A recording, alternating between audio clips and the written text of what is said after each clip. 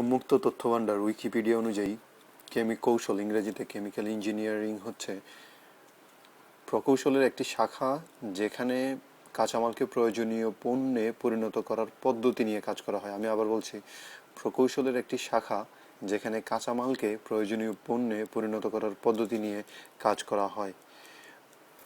উদাহরণস্বরূপ বলা যেতে পারে বাঁশকে কাগজে পরিণত করা। এখানে বাঁশ হচ্ছে কাঁচামাল আর কাগজ হচ্ছে প্রয়োজনীয় পণ্য, যেটা আমরা লেখাপড়ার কাজে ব্যবহার করি। বাতাস, প্রাকৃতিক গ্যাস ও পানি থেকে সার উৎপন্ন করা। এখানে বাতাস, প্রাকৃতিক গ্যাস ও পানি এগুলো হচ্ছে কাঁচামাল, আর সার হচ্ছে প্রয়োজনীয় পণ্য। বালু থেকে কাঁচ সৃষ্টি করা, বালু হচ্ছে কাঁচামাল আর কাঁচ হচ্ছে প্রয়োজনীয় পণ্য যেটা আমরা ব্যবহার করি। এসব হচ্ছে কৌশল, সর্বোপরি কৌশলীদের অবদান।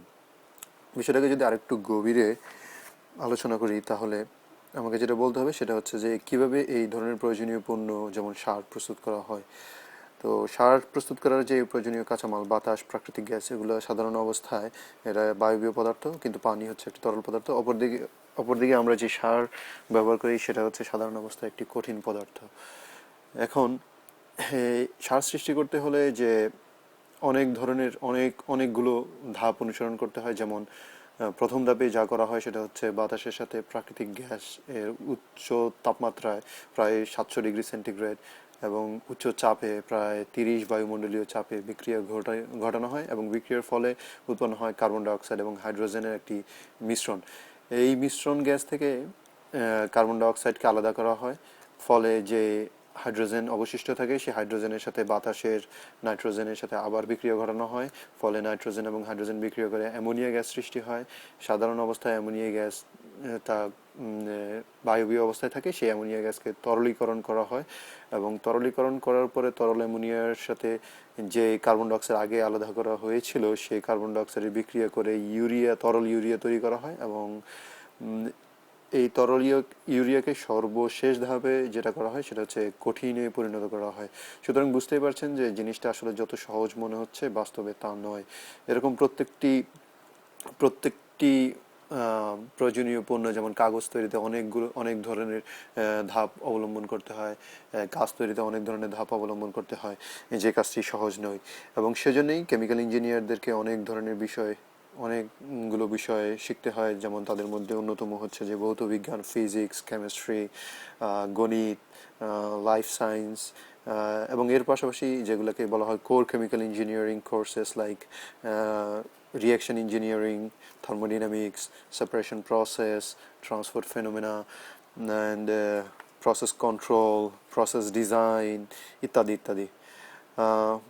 সর্বোপরি যে জিনিসটা সব কিছুর মূলে, সেই জিনিসটা হচ্ছে যে লাভ এবং ক্ষতির হিসাব নিকাশ, এবং সেটা করার জন্য কেমিক্যাল ইঞ্জিনিয়ারদেরকে অবশ্যই ইকোনমিক্সে খুব ভালো হতে হবে।